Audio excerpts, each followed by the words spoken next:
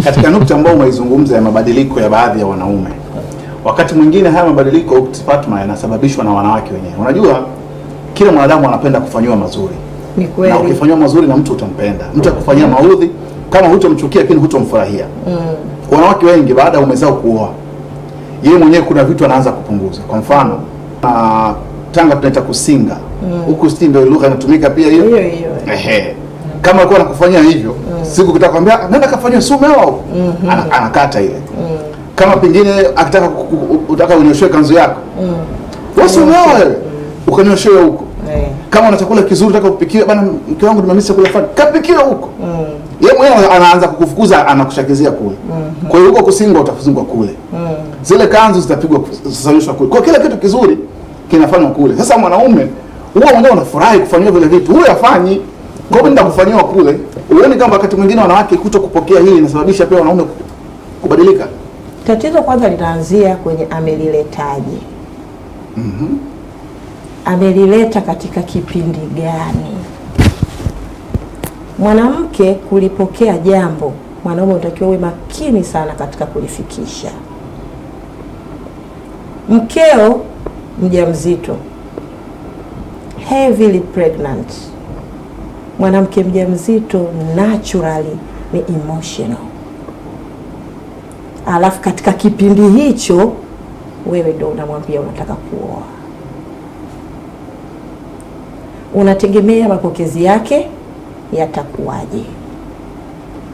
Yuko dada mmoja, nitakupa mfano. Yeye alichukia ukewenza na kweli akayafanya hayo ambayo wewe unayazungumza, kwa sababu ametoka kufiwa na baba yake.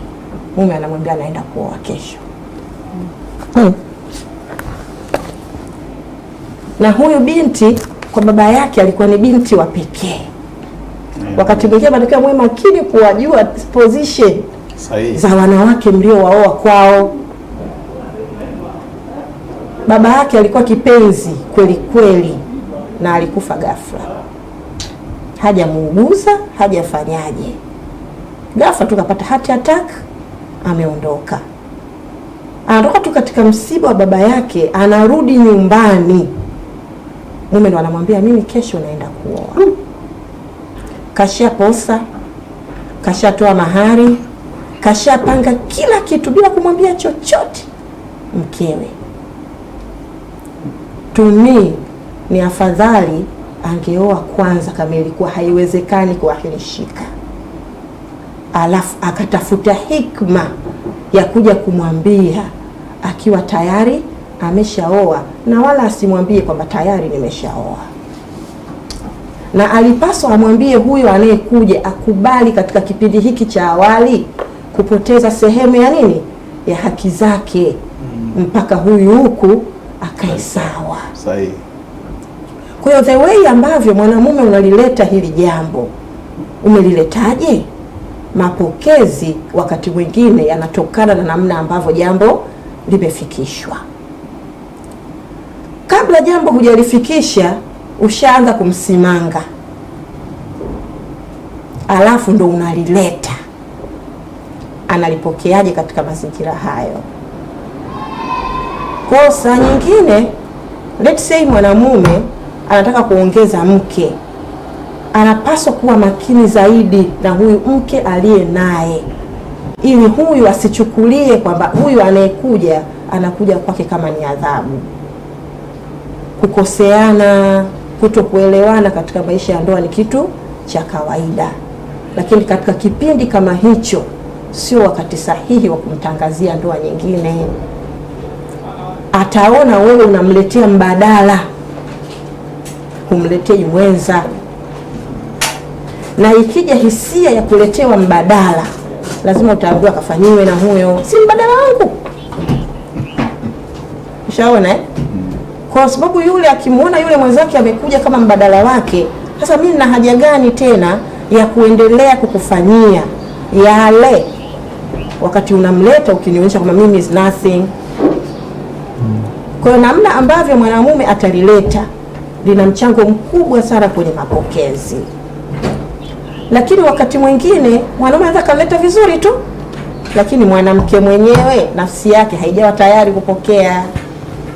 Wapo wanawake wanakuambia mimi no matter what, mimi ukiweza siutaki. Sasa ukiwa na mwanamke wa aina hiyo, wewe mueleze vizuri, mpe hata zawadi ya nyumba, umpe gari, umpe nini, yeye ukiweza hautaki. Kwa katika mazingira kama hayo, ukiuleta lazima ilete shida. Sasa wakati gani msiwaaminishe wanawake kwamba hamtoa, kama alivyofanya ndugu yangu hapa. Msiwaaminishe kwa sababu mazingira huwa yanabadilika. Si kila aliongeza mke ameoa kwa sababu alitaka, alipanga au alipenda. Huenda pametokea sababu ndio ikapelekea huyu mwanamume kulazimika kuongeza mwanamke mwingine. Sasa kama huku mwanzo ulishamwaminisha kwamba ni wewe tu, utakapokuja kuoa tegemea upinzani tena uliokuwa mkubwa, na mara nyingi reaction ya kwanza ya wanawake ni kususa. Yaani hiyo ndio reaction ya kwanza na kubwa kwa wanawake wanapoongezewa wake, huwa wanasusa. Sasa mimi huwa nawaambiaga, lakini wanawake wenzangu, ukisusa wenzio wala. Asante. Wakati gani sasa wewe ukishasusa manake unampa yule himaya kabisa. Kwa matokeo yake sasa baadaye nafsi yako inaweza ikarudi, yule kashaweka himaya yake, kashatia signature kwa yule mwanamume. Je, huyu mwanamume atarudi au ile signature itakuwa ndo ya moto, yani haifutiki? Maana kurudia tena unaanza tena moja sasa. Wewe ndio unakuwa wa pili sasa.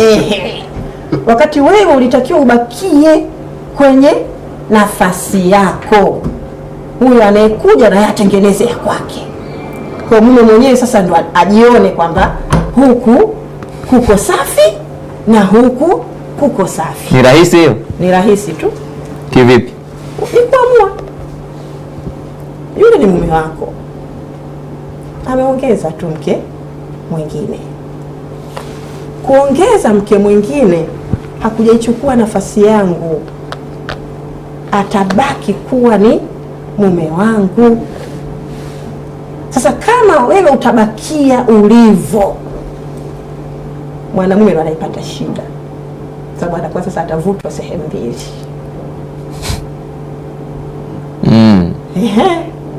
Ukibakia kwenye nafasi yako kwamba Fatma yule, kama ulikuwa unampikia ukaendelea kumpikia, ulikuwa unamfulia, unamnyoshea, unamfukizia, iendelee pale pale.